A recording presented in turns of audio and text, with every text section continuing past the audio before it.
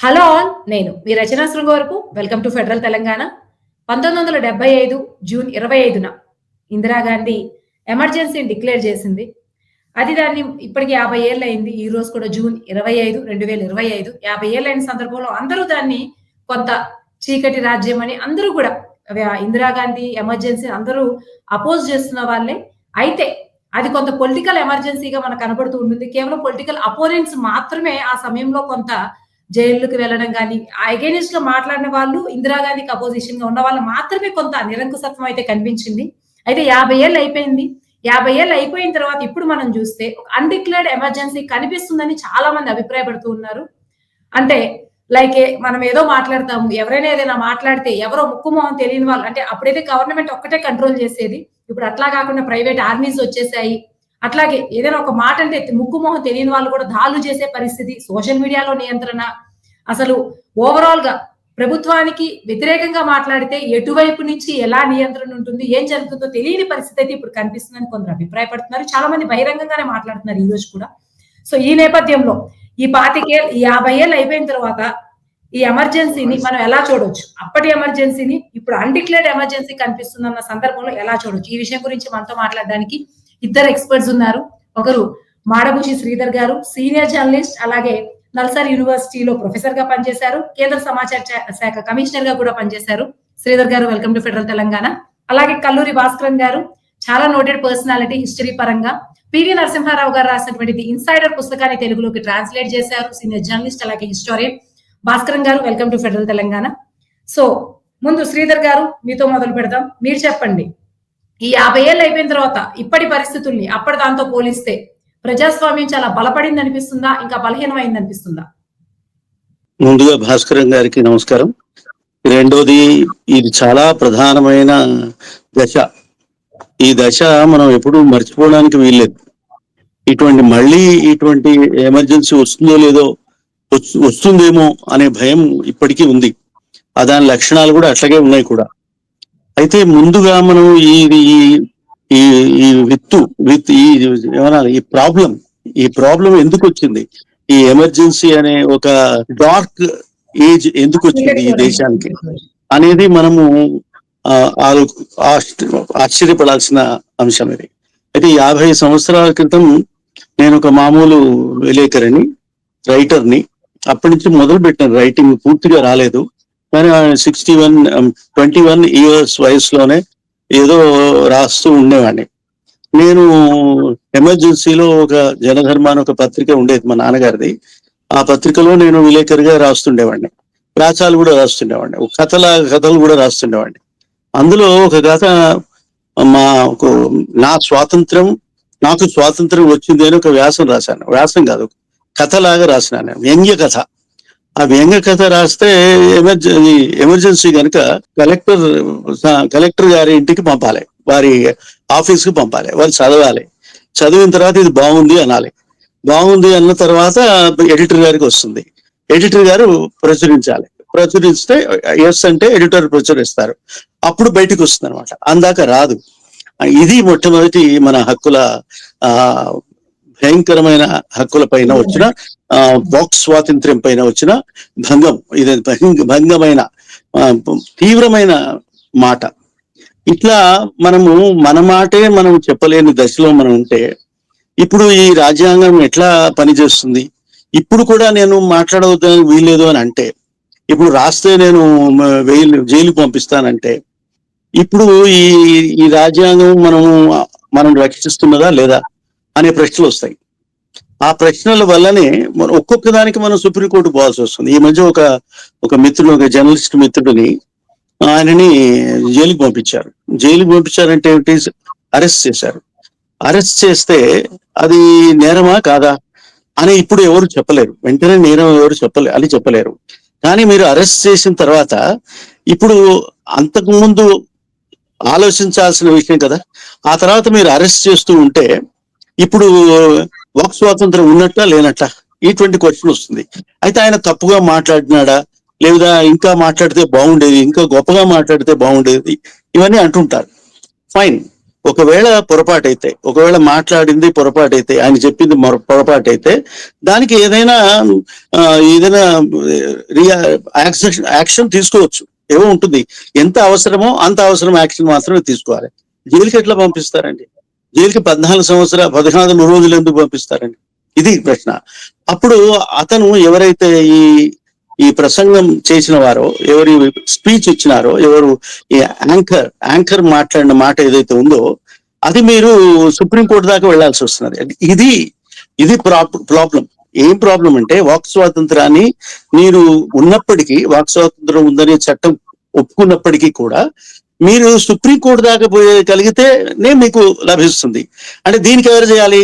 ఈ పని ఎవరు చేయాల్సింది? ఒక పార్టీ చెప్పాలి. ఎందుకంటే ఆ పార్టీ వారి పత్రిక చెప్పాలి. ఆ పార్టీ ఈ పత్రిక రెండు కలిపి మనకు సహాయం చేస్తే, ముందు 4-5 లాయర్లు వస్తే వాళ్ళు కొన్ని లక్షల రూపాయలు, వేల రూపాయలు, లక్షల రూపాయలు, కోటి రూపాయలు ఎంతైనా కావచ్చు నాకు తెలియదు, అన్ని కోటి రూపాయలు ఇస్తే తప్ప నా వాక్ స్వాతంత్రం లేదు అనే పరిస్థితి మన దగ్గర ఉంటే, ఇది మనం ఏమనాలి? దీన్ని ప్రీ సెన్సార్షిప్ అనాలనా లేదా వాక్ స్వాతంత్రం భంగం కావడమా అని మామూలు మాట అనేసి వదులుకుందామా అని ఆ ఒక్క వ్యక్తి గురించి మాట్లాడటం లేదని ఒక ఎగ్జాంపుల్ గా మాట్లాడుతున్నాను. ఇది ఒక సంఘటన. ఇంకొకటి చెప్పాలి మీకు, తీవ్రమైన మీసా అనేది ఒకటి ఉండేది. ఎమర్జెన్సీ ఉన్నప్పుడు 50 సంవత్సరాల క్రితం మీసా అని ఉండేది. మీసా అని దాన్ని మనం ఇష్టం వచ్చినట్టు అరెస్ట్ చేసి లోపల పడేస్తున్నాం. మీకు ఒక విచిత్రమైన విషయం ఏంటంటే, మన ప్రభుత్వం కింద వచ్చిన ఈ చట్టం మీసా చట్టం కింద ఒక లైన్ ఉందండి. విచిత్రంగా ఉంటుంది ఆ లైన్. అదేం లైన్ అంటే, ఈ తప్పు చేస్తే ఇది, ఆ తప్పు చేస్తే అని వివరణ ఇస్తూ ఎట్సెట్రా అంటాడండి. ఎట్సెట్రా ఏమిటండి? ఎట్సెట్రా అనేది అది పదం కాదు, కానీ ఎట్సెట్రా తోటి ఉన్న అసోసియేట్ అయిన అన్ని మాటలకి ఇది ఎండ్ అవుతుంది. దాని కలిసిపోతుంది. కలిసిపోయినప్పుడు ఏమవుతుంది? అది గవర్నమెంట్ చేతిలోకి వస్తుంది, ప్రభుత్వం చేతిలోకి వస్తుంది, తర్వాత పోలీస్ చేతిలోకి వస్తుంది. వాళ్ళు అరెస్ట్ చేస్తారు, పంపించేస్తారు. ఎట్సెట్రా కింద వస్తుందండి అని అంటారు. అంటే మొత్తం రాజ్యాంగం ఎట్లా నడుస్తుందండి? రాజ్యాంగం మీద నడుస్తున్నదా ఇది, లేకపోతే ఎట్సెట్రా మీద వస్తుందా?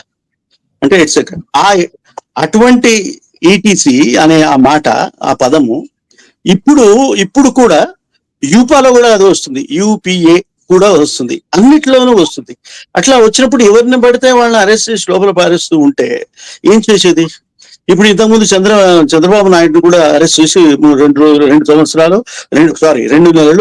నెలలు ఆయన జైల్లో ఉండాల్సి వచ్చింది. ఆయన మంచివాడా, చెడ్డవాడా, గొప్పవాడా కాదు. ఆ కేసు ఇప్పటికీ పూర్తి కాలేదు. కేసు నడుస్తూనే ఉంటుంది. అంతకుముందు ఇంకో మాజీ ముఖ్యమంత్రి మీద కూడా ఒక అది అరెస్ట్ చేయడము, అక్కడ బెయిల్ మీద బయటకు రావడం అని తెలుస్తూనే ఉంది. ఆ బెయిల్స్ మీద నడుస్తున్నారు. వాళ్ళకి బెయిల్ ఉంది, వీళ్ళకి బెయిల్ ఉంది. ఇప్పుడు మన జర్నలిస్ట్ కూడా బెయిల్ కావాలి.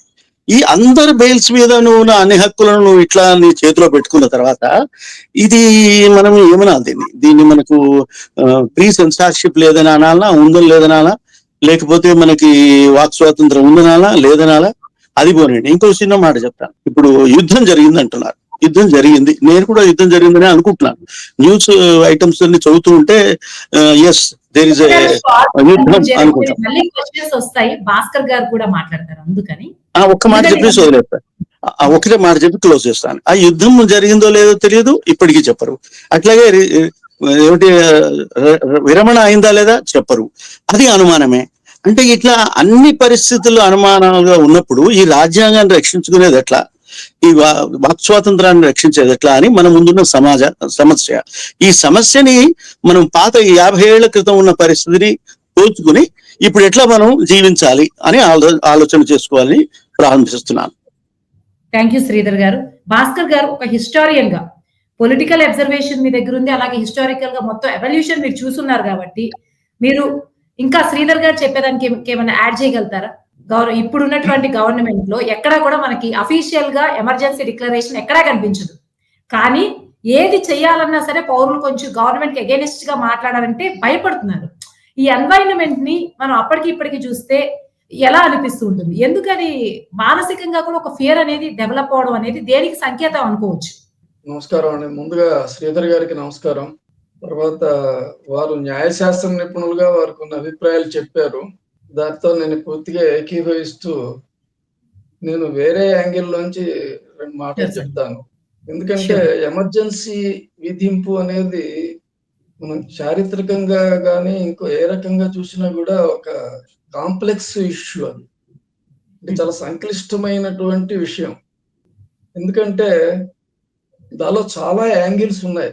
అంటే మనం ప్రజాస్వామ్యాన్ని పౌర హక్కులు యాంగిల్‌లో మటుకు మాత్రమే చూస్తే ఖచ్చితంగా ఎమర్జెన్సీ విధింపు అనేది చాలా దుర్మార్గమైనటువంటి రాజ్యాంగ విరుద్ధమైన అప్రజాస్వామికమైన చర్య. ఖచ్చితంగా ఎమర్జెన్సీ విధించడం ఒక భారతదేశ ప్రజాస్వామ్య చరిత్రలో ఖచ్చితంగా ఒక చీకటి ఘట్టం. అందులో సందేహం ఏం లేదు. అయితే మనం ఈ ఎమర్జెన్సీని 3 కోణాల్లోంచి చూడడానికి అవకాశం ఉంది.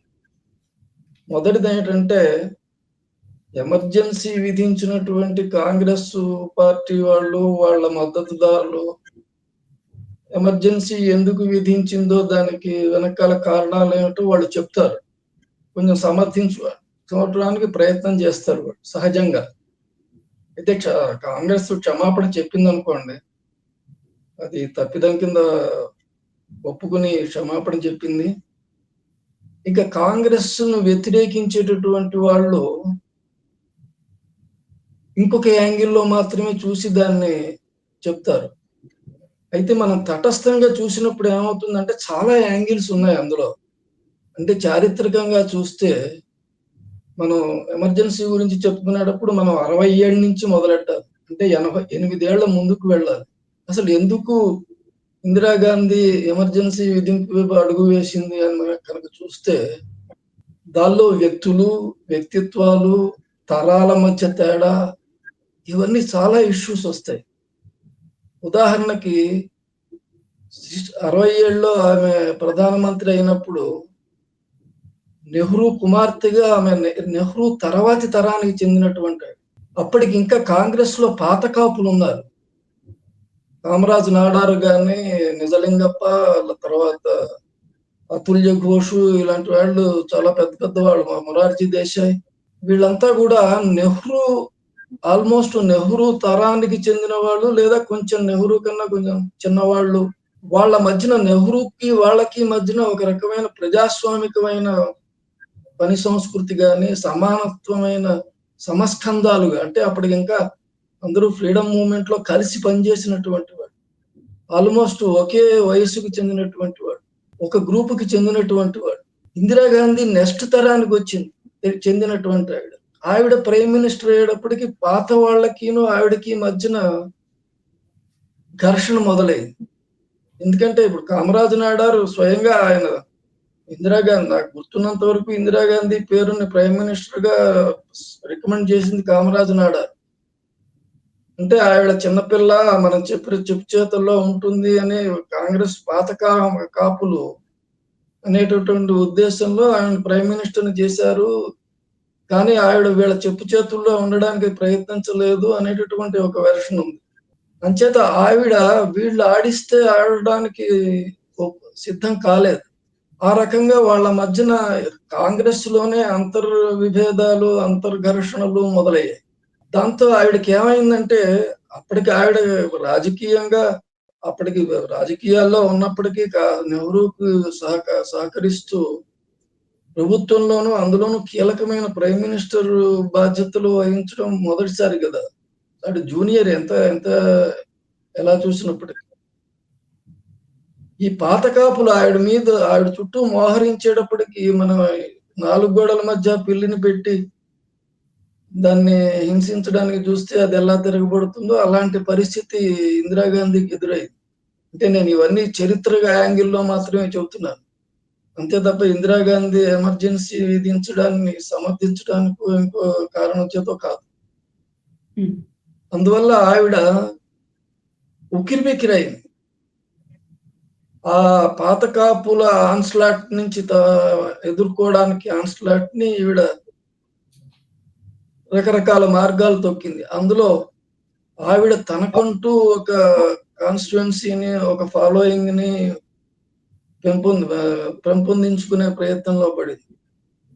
అక్కడి నుంచి ఆవిడ కొన్ని ఇంపార్టెంట్ చర్యలు తీసుకుంది. బ్యాంకుల జాతీయకరణ ఒకటి, తర్వాత ప్రీవి పర్సన్ అంటే రాజభరణాల రద్దు, తర్వాత గరీబీ హఠావో నినాదం, అంటే పేదలు దళిత వర్గాలని దగ్గర, అంటే ఆవిడ వ్యక్తిగతంగా ఆవిడకి ఎదురైనటువంటి ప్రతిఘటన, ఈ పాత కాంగ్రెస్ వాళ్ళ నుంచి వచ్చినటువంటి ప్రతిఘటన నుంచి కాచుకోవడానికి ఆవిడ కొన్ని అడ్మినిస్ట్రేటివ్ గా, రాజకీయంగా కొన్ని చర్యలు తీసుకుంటూ వచ్చింది. అంతలో ఏమైందంటే తర్వాత 1971లో ఆ తర్వాత కాంగ్రెస్ చీలిపోయింది, మొత్తానికి 2 గ్రూపులైంది. ఇందిరాగాంధీ బలపడింది అధికారంలో. తర్వాత పాకిస్తాన్‌తో వార్ వచ్చింది, బంగ్లాదేశ్ లిబరేషన్ జరిగింది. ఈ సందర్భంలో ఆవిడ ప్రతిష్ట చాలా ఉన్నత స్థాయికి చేరింది. అయితే పాత కాంగ్రెస్ వాళ్ళు ఆవిడ మీద కొంచెం తగ్గినప్పటికీ వాళ్ళ పోరాటాన్ని విరమించలేదు. పోరాటం కొనసాగుతూనే ఉంది. అప్పుడు ఏమైందంటే అలహాబాద్ కేసు, అది అలహాబాద్ హైకోర్టు తీర్పు వచ్చింది. ఆవిడ రాయబరేలీ ఎన్నికలో ఆవిడ చాలా ఫ్రాడ్స్ పాల్పడింది అని చెప్పి రాజనారాయణ కోర్టుకు వెళ్ళడం, హైకోర్టులో తీర్పు ఇందిరాగాంధీకి వ్యతిరేకంగా రావడం, పైగా ప్రైమ్ మినిస్టర్ కి జరగనటువంటి ఒక అనుభవం ఆవిడకి ఎదురైంది. ఆవిడ 5 గంటల పాటు, ప్రైమ్ మినిస్టర్ 5 గంటల పాటు కోర్టులో నిలబడింది జడ్జి ముందు. ఆ తర్వాత ఆవిడ ఆ కేసులో సుప్రీంకోర్టుకు వెళ్ళింది. సుప్రీంకోర్టు ఆవిడకి ప్రైమ్ మినిస్టర్ గా కొనసాగడానికి మటుకు అవకాశం ఇచ్చింది. మిగతా ఓటింగ్ హక్కు ఇలాంటివేమీ లేకుండా చేసింది. ఆ తర్వాత ఆవిడకి మళ్ళీ అన్ని వైపుల నుంచి, అంటే అటు పాత కాంగ్రెస్ వాళ్ళు, ఇటేమో దీన్ని అవకాశంగా తీసుకుని అపోజిషన్ వాళ్ళు, వీళ్ళందరూ కూడా ఆవిడ మీద దాడికి ముమ్మరం అయ్యేటప్పటికీ ఆవిడ ఎమర్జెన్సీ వైపు అడుగు వేసిన తర్వాత ఇందాక శ్రీధర్ గారు చెప్పినట్టుగా ఆవిడ పౌర హక్కుల్ని రద్దు చేయడము, ప్రీ సెన్సార్షిప్ విధించడం, ఈ ప్రత్యర్థులని, రాజకీయ ప్రత్యర్థులను అందరినీ జైల్లో పెట్టడము, ఇవన్నీ చాలా చేసింది ఆవిడ. అన్డౌటెడ్ గా ఇవన్నీ కూడా ఆవిడ చేసింది. ఎమర్జెన్సీ చీకటి చరిత్ర, భారత ప్రజాస్వామ్య చరిత్రలో చీకటి ఘట్టం అనే విషయంలో సందేహం ఏమీ లేదు. అందుకని నేను ముందే చెప్పినట్టుగా ఇప్పుడు దీన్ని ఎలా చూస్తారు హిస్టారికల్ ఆస్పెక్ట్ ఇప్పుడు ఎలా చూస్తారో చెప్పండి. ఇప్పటి వరకు హిస్టారికల్ గా జరిగినంత చెప్పారు. చారిత్రక పరిణామాల నుంచి చూసినప్పుడు నేను చెప్పిన ఈ బ్యాక్గ్రౌండ్ నుంచి ఇలా అర్థం చేసుకోవాల్సి ఉంటుంది. అయితే ఇప్పటి విషయానికి వస్తే నాకు అన్నిటికన్నా ఆశ్చర్యం కలిగించేది ఏంటంటే, ఒక ప్రతికూల పరిణామాన్ని, అంటే ఒక నెగిటివ్ హిస్టరీని సెలబ్రేట్ చేసుకోవడం అనేది మన సంస్కృతిలో లేదు నిజానికి. ఇప్పుడు ప్రస్తుతం ఎన్డీఏ గవర్నమెంట్ సంవిధాన హత్యా దివస్ కింద జరుపుకోవాలని పిలిపించింది. ఒకరోజు కాదు, 50 ఏళ్ళు నిండిన సందర్భంగా సంవత్సరం పొడుగునా కూడా సంవిధాన హత్యా దివస్ దాన్ని గుర్తు చేసుకోవడానికి ఒక సంకేతం అనుకోవచ్చు కదా భాస్కరన్ గారు. సెలబ్రేషన్ కాకపోయినా అట్లీస్ట్ అదంతా నెగిటివ్ ఇంపాక్ట్ క్రియేట్ చేసింది కాబట్టి గుర్తు పెట్టుకోవడానికి ఒక దినం అనుకోవచ్చు కదా. సిగ్నిఫికెన్స్ దాని గురించి చెప్తున్నాను. దాని గురించి అంటే మనకు ఒక సంస్కృతి ఉందండి. మనం నెగిటివ్, ఇప్పుడు దీపావళి ఉంది, నరకాసుర వధని గుర్తు చేసుకుంటూ దీపావళి విజయం జరుపుకుంటాం. అలాగే దసరా మంచి చెడు మీద మంచిని విజయానికి సంకేతంగా మనం ఏదైనా ఉత్సవం జరుపుకుంటాం. ఒక నెగిటివ్ చర్యని ఈ రకంగా స్మరించుకోవడం అనేది ఎప్పుడు మన సంస్కృతిలో లేదు. ఇంకొకటి ఏంటంటే, నిజంగా విజయోత్సవం జరుపుకోవాలంటే ఎప్పుడు జరుపుకోవాలి?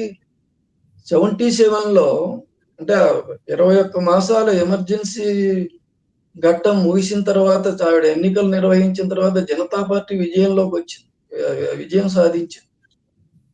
ఆ విజయ సందర్భాన్ని మీరు విజయోత్సవం జరుపుకోవాలి. కానీ ఎందుకు జరుపుకోవట్లేదు? జనతా పార్టీ ఇప్పుడున్న ప్రభుత్వం పార్టీ కాదు అది. పైగా జనతా పార్టీలో ఇప్పుడున్న అంటే అప్పట్లో ఇప్పుడున్న బీజేపీ అప్పుడు పేరు జనసంఘ్ భాగస్వామి జనతా పార్టీలో. ఆ తర్వాత జనతా పార్టీతో విభేదాలు వచ్చి బయటకు వచ్చేసింది. అంచేత అది జనతా పార్టీ విజయాన్ని, అంటే ఎమర్జెన్సీ మీద ఎవరు సాధించారు విజయం? జనతా పార్టీ విజయం సాధించింది. అంటే జనతా పార్టీలో వీళ్ళందరూ భాగస్వాములే. అంటే వామపక్షాలు, ఇటు జనసంఘ్, వీళ్ళందరి మద్దతు ఉంది. కానీ అది అల్టిమేట్ గా జనతా పార్టీ విజయాన్ని విజయోత్సవంగా జరుపుకోవాలి. కానీ జరుపుకోవడానికి అవకాశం లేదనే సంగతి మనందరికీ ఎందుకు లేదు మనకు తెలుసు. అంచేత నేను అనేది ఏంటంటే, ఒక ప్రతికూల పరిణామాన్ని ఉత్సవం జరుపుకోవడం అనేది ఒక విచిత్రమైనది. రెండోది ఏమిటంటే, ఎమర్జెన్సీ మనం పాత చీకటి చరిత్రలోకి వెళితే కేవలం ఒకళ్ళ రంగే బయటపడద్దు, చాలా మంది రంగులు బయటపడతాయి, చాలా మంది చీకటి కోణాలు బయటపడతాయి. నాకు అందుకనే ఆశ్చర్యం వేస్తుంది. ఎందుకంటే అసలు ఎమర్జెన్సీని గుర్తు చేసుకోమని ఈ ఎన్డీఏ ప్రభుత్వానికి ఎవరు సలహా ఇచ్చారో, ఆ సలహా ఇచ్చిన వాళ్ళు దానికి మేలు చేస్తున్నారో కీడు చేస్తున్నారో నాకు అర్థం కాలే. ఎందుకంటే ఎమర్జెన్సీ చరిత్రలో వీళ్ళ చరిత్ర కూడా కలగలిసి ఉంది. ఎమర్జెన్సీకి నిన్న మొన్నటి చరిత్ర విషయంలో మనం గుర్తు చేసుకునేటప్పుడు చాలా ఇబ్బందులు వస్తాయి. ఉదాహరణకి భాస్కర్ గారు షార్ట్ గా కన్క్లూడ్ చేయరా? ఇంకొక క్వశ్చన్ మనం డిస్కస్ చేద్దాం. ఉదాహరణకు చెప్పుకుంటే, ఇప్పుడు ఎమర్జెన్సీకి వ్యతిరేకంగా వెనుదిరగకుండా పోరాడినటువంటి వాళ్ళు ఉన్నారు. ఉదాహరణకి సోషలిస్టులు కానీ, సిపిఐ ఒక్కటి మాత్రం దాన్ని సపోర్ట్ చేసింది, బాహాటంగా సపోర్ట్ చేసింది. ఇక సోషలిస్టులు కానీ, ఇంకా సిపిఎం కానీ, ఇంకా ఇతర అపోజిషన్ పార్టీలు కానీ వ్యతిరేకించి ఆ వ్యతిరేకం మీద నిలబడ్డాయి. కానీ బీజేపీకి పూర్వరంగమైన జనసంఘ్ కానీ, ఆర్ఎస్ఎస్ కానీ ఏం చేసింది? వ్యతిరేకిస్తూనే చివరికి సరెండర్ అయింది. మేము ఉద్యమానికి దూరంగా ఉంటామని లిఖితపూర్వకంగా రాసిచ్చింది. ఇంకా విషాదం ఏంటంటే, అటల్ బిహారీ వాజ్పేయి ఆయన అనారోగ్యంతో ఉన్నాను నేను, అంచేత నేను ఎమర్జెన్సీ వ్యతిరేకంగా నేను ఉద్యమంలోకి యాక్టివ్ గా పాల్గొనము, హామీ ఇస్తున్నాను అని చెప్పి ఆయన అడిగిన సరెండర్ అయిందని ఆయన మీదట ఆయన పెరోల్ మీద ఉన్నారు అంతకాలం. ఇలాంటి చరిత్ర బీజేపీకి, ఆర్ఎస్ఎస్ కి, జనసంఘకి ఆర్ఎస్ఎస్ తప్ప ఇంకా ఎవరికీ లేదు. అంచేత నేను ఇది వాళ్ళని పాయింట్అవుట్ చేయడం కోసం అనట్లేదు, నేను ఒక చారిత్రక యాంగిల్లో మాత్రమే అంటున్నాను. అంటే మనం ఇటీవలి కాలపు చీకటి చరిత్రను తడవడం మొదలెడితే అందరి రంగులు బయటకు వస్తాయి. అది మీకు కూడా, మిమ్మల్ని కూడా బ్యాడ్ లైట్ లో చూపిస్తాం. నేను చెప్పింది దీని మీద చాలా పుస్తకాలు వచ్చాయి, ఆర్టికల్స్ వచ్చాయి. జనసంఘ్ గాని, ఆర్ఎస్ఎస్ గాని ఎమర్జెన్సీకి సరెండర్ అవడమే కాకుండా సపోర్ట్ చేయడం గురించినటువంటి కూడా పుస్తకాలు వచ్చాయి, ఆర్టికల్. ఈవెన్ సుబ్రహ్మణ్య స్వామి అన్నాడు ఆ మాట. సుబ్రహ్మణ్య స్వామి హిందువులో 2000 లో ఒక పెద్ద ఆర్టికల్ రాశాడు ఆయన, ఈ చరిత్ర అంతా కెలుగుతూ. అంచేత ఇటువంటి పరిస్థితుల్లో తనని కూడా బ్యాడ్ లైట్ లో చూపించేటటువంటి ఈ చరిత్రను అసలు ఎందుకు తలకెత్తుకుంది? ఈ తలనొప్పిని, దీన్ని పొలిటికల్ ఇష్యూగా ఎందుకు వాడుకుంటోంది బీజేపీ అనేది నాకు ఇంతవరకు అర్థం కాని విషయం, చాలా ఆశ్చర్యం కలిగించే విషయం. ఓకే, థ్యాంక్ యూ భాస్కర్ గారు. భాస్కర్ గారు చాలా కొత్త విషయాలు చెప్పారు. ఎందుకంటే ఒక యాంగిల్లో చూస్తే చాలా మంది విశ్లేషకులు చెప్పేది వింటే, బీజేపీ ఇప్పుడు ఇదివరకు మనకి ఎప్పుడు కూడా ఎమర్జెన్సీ వార్తలు ఇంత ఫ్రీక్వెంట్ గా కనిపించేవి కాదు. మనం న్యూస్ పేపర్ ఎడిటోరియల్స్ అన్ని చూస్తే ఈ 50th ఇయర్ అని చెప్పి ఎడిటోరియల్ 2-3 ఆర్టికల్స్ కూడా రీసెంట్ గా అన్ని మ్యాగజైన్ అన్ని న్యూస్ పేపర్స్ లో కనిపిస్తూ ఉన్నాయి. అంటే ఇండైరెక్ట్ గా చెప్పకుండానే కాంగ్రెస్ గవర్నమెంట్ ప్రజలకు అంత హాని చేసింది అని చెప్పాలన్న ఒక స్ట్రాటజీని ప్లే చేసే ప్రయత్నంగా కూడా కొంచెం డీప్ గా అనిపిస్తుంది. సో ఈ నేపథ్యంలో శ్రీధర్ గారు మీరు చెప్పండి. భాస్కర్ గారు చెప్పారు ఈవెన్ ఆర్ఎస్ఎస్ ఎవరైతే ఇప్పుడు ఉన్నారో వీళ్ళు కూడా అప్పుడు సరెండర్ అయిన వాళ్ళే ఎమర్జెన్సీ విషయంలో అని. సో ఆ విషయం ఎక్కువ మందికి తెలియకపోవడం వల్ల దీన్నే ఒక పొలిటికల్ స్ట్రాటజీగా ఇప్పుడు మీడియాలో ఎక్కువ కనిపించడం, దీన్ని సెలబ్రేషన్ చేయడం, ఇది పవర్ ప్లే లో ఒక భాగంగా చూడొచ్చు అనుకుంటారా? నిజంగానే ప్రజల మీద ప్రేమ ఉండి మీకు ఎమర్జెన్సీలో నష్టం కలిగిపోయింది మేము ఏదో ఉద్ధరిస్తున్నామని చెప్పే ప్రయత్నంలో భాగం అనుకోవచ్చు. ఇప్పుడు మనం డెమోక్రసీ గురించి మాట్లాడుకుందాం. వాళ్ళు ఇలా అన్నారు, కొన్నేళ్ల క్రితం ఇలా చేసినారు, 10 ఏళ్ల క్రితం అలా జరిగింది అని మీరు మాట్లాడుకుంటూ కాలం నడుపుతూ ఉంటే రాజ్యాంగం రక్షించుకునేది ఎవరు అనే ప్రశ్న మన ముందుకు రావాలి. నిజంగా మనం మాట్లాడుకోవాల్సిన ఆ పాయింట్ ఇది.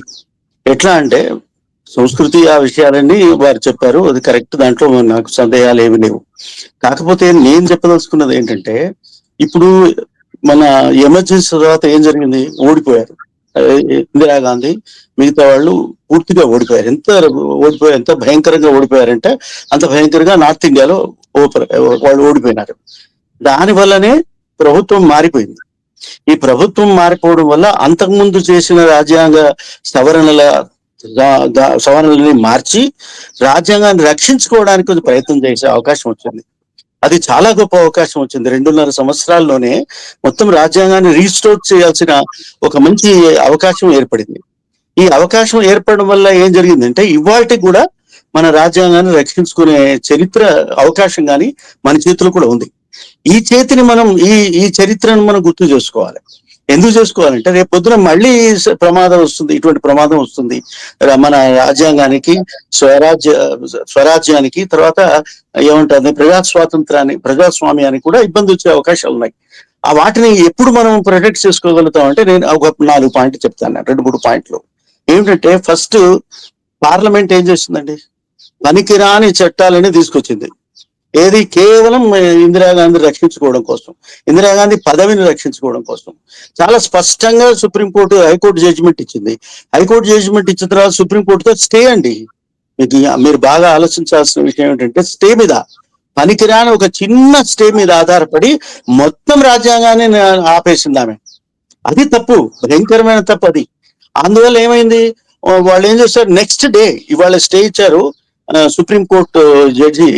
ఆ సుప్రీంకోర్టు జడ్జి గారు మన కృష్ణ అయ్యర్ గారు చాలా ప్రముఖమైన వ్యక్తి, మంచి వ్యక్తి, అద్భుతమైన రచయిత, అద్భుతమైన తీర్పు రాగలిగిన శక్తి కలిగిన వాడు. కానీ మరి ఎందుకు ఈ రకమైన స్టే మీద ఆధారపడి తాత్కాలిక తాత్కాలిక ఆర్డర్ ఇవ్వడం అనేది ఒక నిజంగా దేశానికి నష్టం చేసింది, చాలా భయంకరమైన నష్టం చేసింది.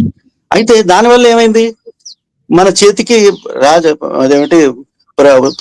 సుప్రీంకోర్టు మనకి సహాయం చేయడానికి వీల్లేదు, పార్లమెంట్ వాళ్ళ చేతిలోనే ఉంది. ఇక ఎగ్జిక్యూటివ్ అంటే అన్ని ఏదంటే అది చేసింది కేవలం ఎగ్జిక్యూటివే. దాన్నిటికన్నా మించిన మహానుభావుడు ఎవరంటే ప్రెసిడెంట్. ఆ ప్రెసిడెంట్ కూడా కనీసం రాజ్యాన్ని రక్షించుకోవడానికి ఏమాత్రం ప్రయత్నం జరగాలి. వాడికి ప్రమాణాలు చేసుకున్నది ఆయన కదా, బోలెడన్ని ప్రమాణాలు రాష్ట్రపతి చేస్తాడు. ఆ రాష్ట్రపతి అన్నిటికన్నా ప్రధానమైన ప్రమాణం ఇచ్చేది ఏమిటంటే మేము రాజ్యాంగాన్ని కూడా రక్షించుకుంటాం, రాజ్యాంగాన్ని అమలు చేయడం మాత్రమే ఉంటుంది, ఇక్కడ రక్షించుకుంటామనే వస్తుంది, నేను కాపాడుకుంటానంటాడు. తర్వాత ఇంకోటి ఏమంటాడు, నేను డిఫెండ్ చేసుకుంటానంటాడు. అంత అధికార ఏమనాలి, అతనికి బాధ్యత రాష్ట్రపతికి ఇచ్చారు. మరి ఆ రాష్ట్రపతి కనీసం చదవలేదు ఆయన, ఏమిటిది దాంట్లో ఏముంది, దాన్ని మనం అమలు చేయాలా, అమలు చేయొద్దా, అయ్యో ఇది రాజ్యాంగ వ్యతిరేకంగా ఉన్నాయి కదా 2-3 పాయింట్స్, అది చదువుకోవాలి కదా ఒకసారి అంటే చదువుకోలేదు. చదువుకోక ఆయన వదిలేసడం వల్ల ఇప్పుడు మనం చేతిలోకి మొత్తం వాళ్ళ చేతిలోకి వెళ్ళిపోయింది. ఎటువంటి చేతిలోకి వెళ్ళిపోయింది, ఈ ఎగ్జిక్యూటివ్ చేతిలోకి వెళ్ళిపోయింది. ఈ ఎగ్జిక్యూటివ్ చేతిలో మైనస్ రాష్ట్రపతి దక్క ఉండడం వల్ల ఈ 3 రాష్ట్రాలు ఏమంటారు 3 సంస్థలు పనికి రాకుండా పోయినాయి. ఏది రాజ్యాంగానికి, దేశానికి అవసరం కాకుండా పోయినాయి. అప్పుడేమైంది, ఆ తర్వాత ఏమైంది, వీళ్ళంతా ఎన్నికలు పెట్టుకోలేదు, అట్లాగే నడిపించారు, ఎక్స్టెండ్ చేశారు వాళ్ళు. 5 ఏళ్ల టర్మ్ని ఎక్స్టెండ్ చేసుకొని పరిపాలన కొనసాగించారు.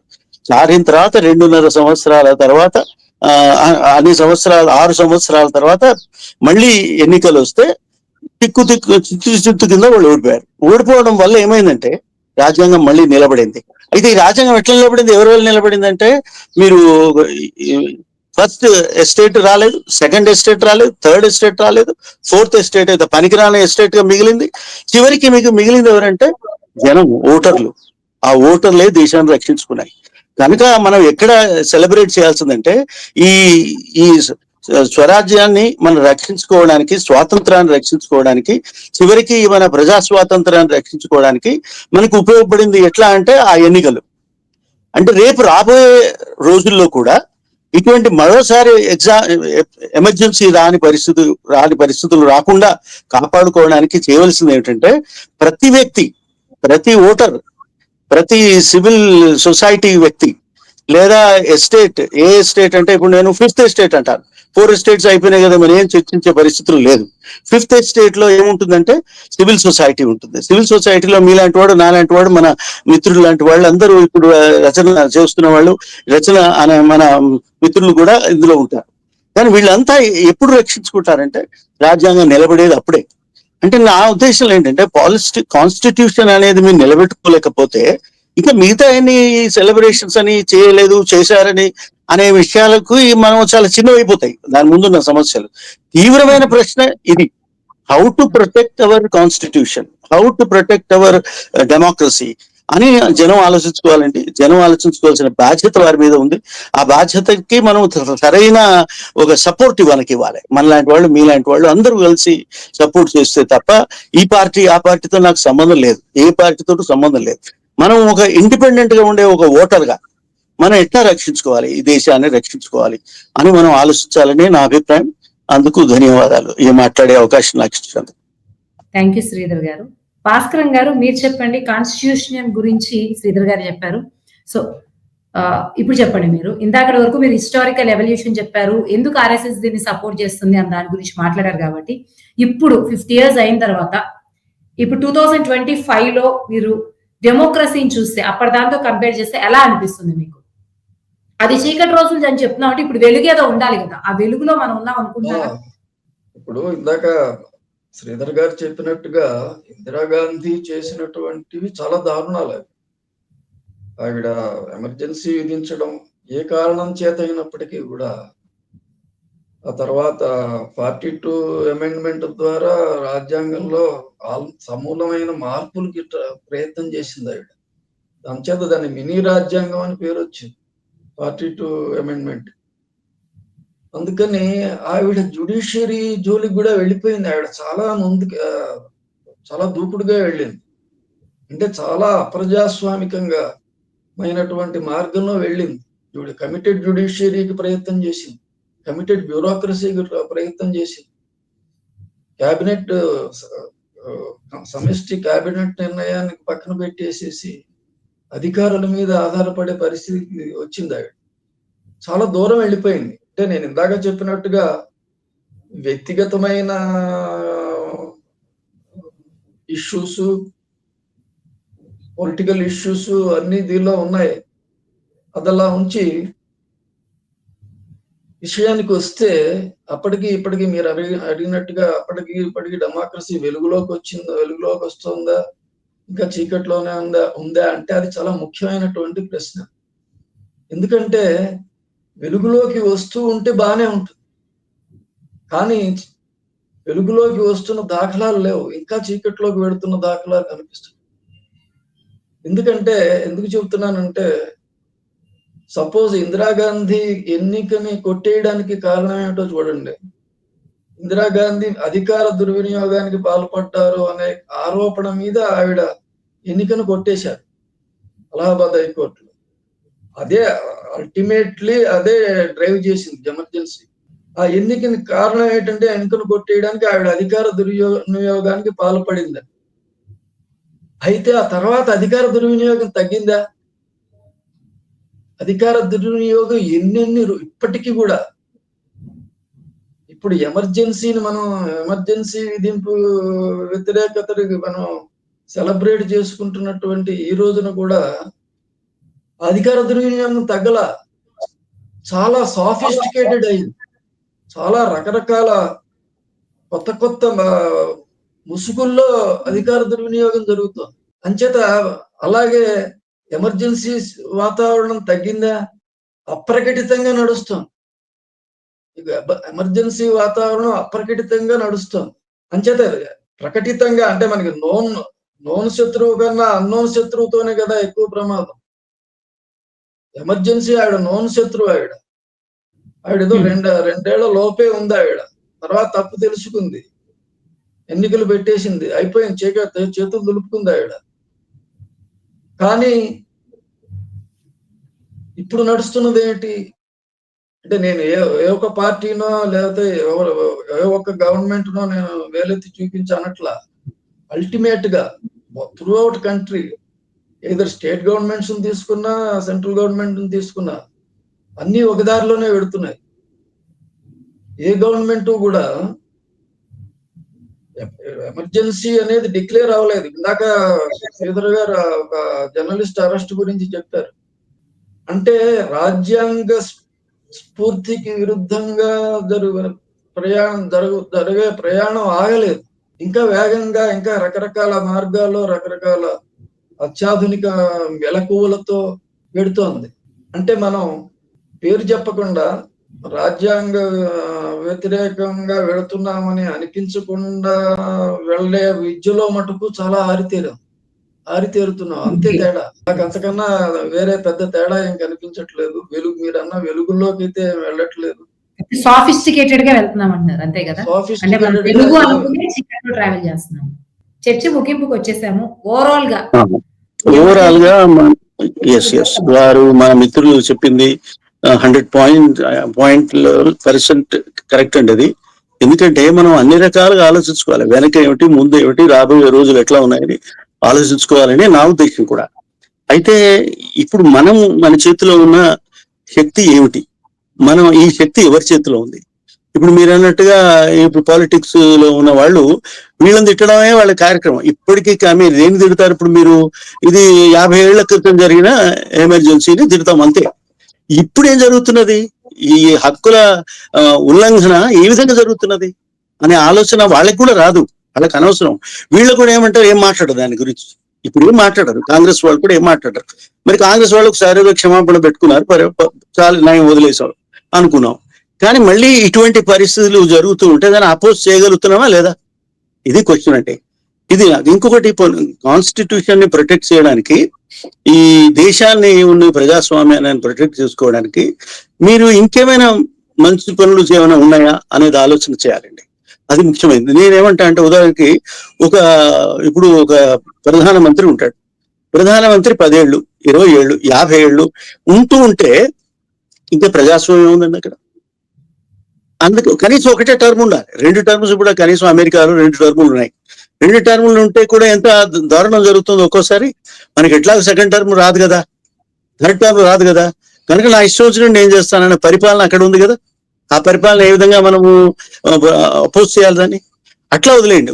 చివరికి ఒక యూనివర్సిటీలో కూడా నువ్వు వైస్ ఛాన్సలర్ ని 2 టర్ములు, 3 టర్ములు, 4 టర్ములు ఇస్తూ ఉంటే మీరు కన్సాలిడేట్ అయిపోతారే, మీ పవర్ ని కన్సాలిడేట్ అవుతారే కానీ దేశానికి ఏం దానివల్ల లాభం అండి?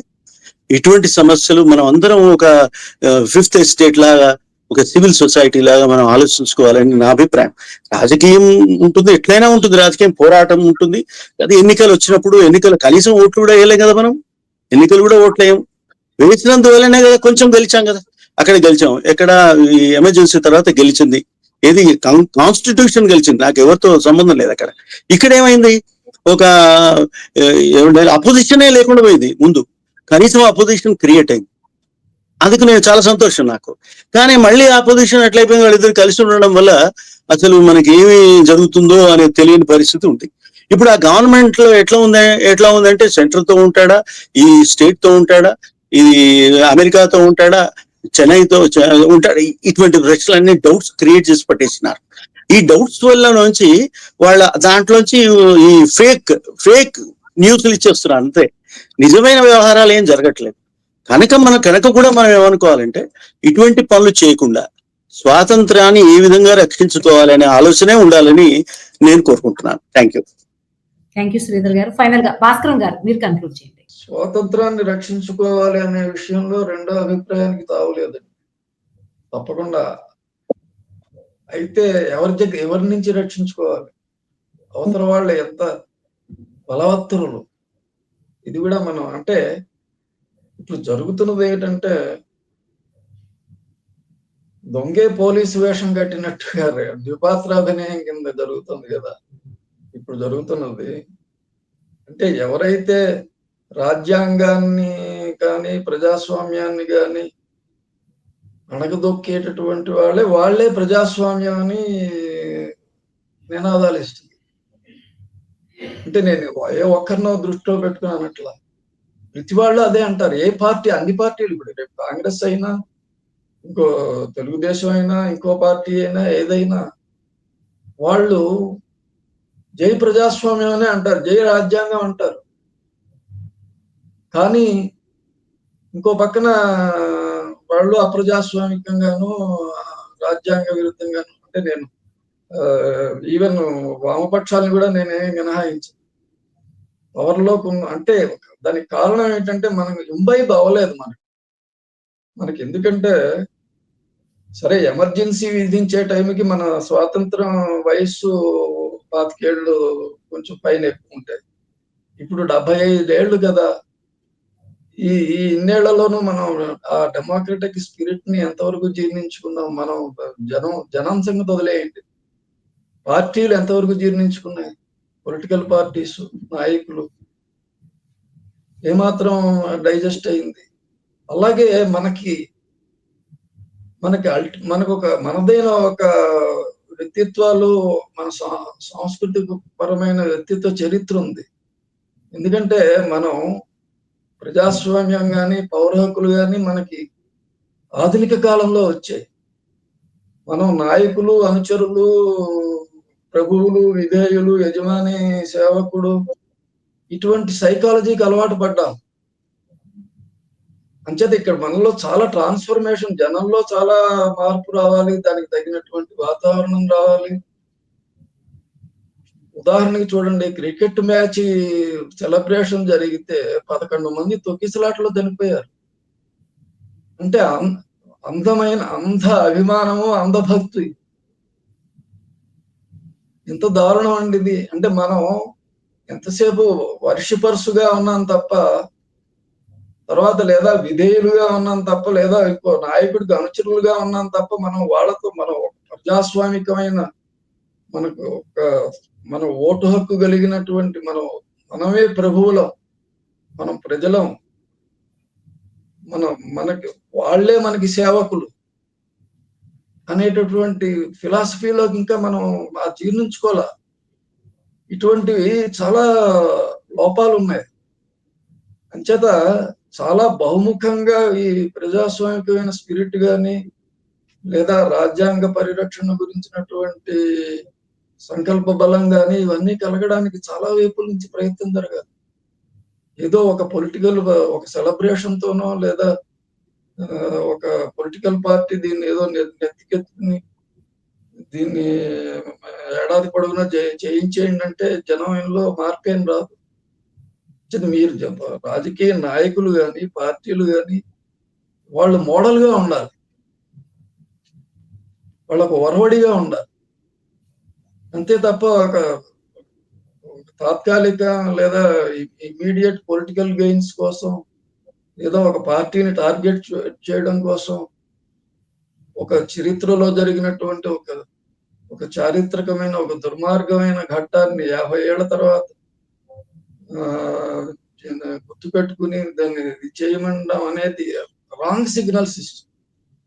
దానివల్ల మీరు మంచి ప్రయోజనం ఎంత కలుగుతుందనేది ఎలా ఉంచి దాని మీద తప్పుడు సంకేతాలు వస్తాయి, డైల్యూట్ అయిపోతుంది, మీ పర్పస్ డైల్యూట్ అవుతుంది.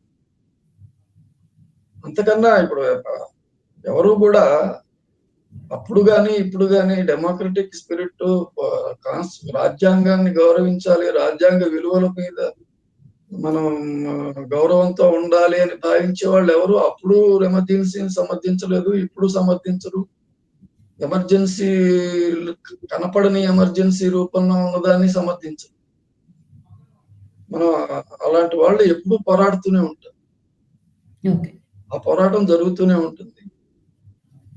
అయితే దాన్ని తలకెత్తుకుని దాన్ని డైల్యూట్ చేసి దాన్ని వేరే వేరే ప్రయోజనాలకి వాడుకోవడము అనేది జరుగుతున్నప్పుడు మటుకు దాన్ని కూడా మనం ప్రశ్నించాల్సి ఉంటుంది. ఆ తప్పు అది కూడా మనం ఎంచి చూపించాల్సి ఉంటుంది. ఓకే.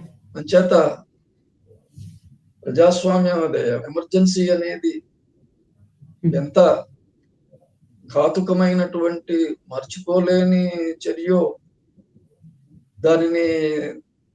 దానిని పొలిటికల్ గా వాడుకోకుండా, ఇంకో రకంగా వాడుకోకుండా, ఎవరినో టార్గెట్ చేసుకోకుండా దానిని గుర్తు చేసుకోవడము, దాని నుంచి మనం పాఠాలు నేర్చుకోవడం, ముందుకెళ్ళడం అనేది చాలా అవసరమైనటువంటి విషయం. ఓకే. థ్యాంక్ యూ భాస్కరన్ గారు. అనే విషయంలో సందేహం లేదు. ఓకే. థ్యాంక్ యూ భాస్కరన్ గారు. థ్యాంక్ యూ శ్రీధర్ గారు. Thank you. ఓవరాల్ గా శ్రీధర్ గారు ఎమర్జెన్సీ సిచ్యువేషన్ లో కాన్స్టిట్యూషన్ ని సివిల్ బాడీస్ అంటే నార్మల్ సిటిజన్స్ ఎంత స్ట్రాంగ్ గా కాపాడుకునే ప్రయత్నం చేయొచ్చు, అలాగే ఇప్పుడున్నటువంటి గవర్నమెంట్ చట్టాల ద్వారా గానీ సోషల్ మీడియా గానీ మొత్తం అన్ని రూపాల్లో ఒక అన్డిక్లేర్డ్ ఎమర్జెన్సీ అట్మాస్ఫియర్ ఎలా క్రియేట్ చేస్తుంది, ఎలా కాపాడుకోవాలో చెప్తే దీనికి ఉన్నటువంటి హిస్టారికల్ ఎవల్యూషన్ అంటే ఇందిరాగాంధీ ఎమర్జెన్సీ చర్యను సమర్థించకుండా ఎవల్యూషన్ తో పాటు ఇప్పుడు మన ముందున్నటువంటి ప్రశ్నలు, మనం కొంచెం జాగ్రత్తగా అప్రమత్తంగా ఉండాల్సిన విషయాల గురించి భాస్కరన్ గారు చెప్పారు. Thank you so much Sridhar గారు, భాస్కరన్ గారు. ఈ సందర్భంలో ఎమర్జెన్సీ గురించి తెలియని ఎన్నో విషయాలు, అలాగే ఎటువంటి కార్యాచరణ ఉండాలి అనే దాని గురించి వివరంగా చర్చించినందుకు ఇంతటితో ఈ చర్చ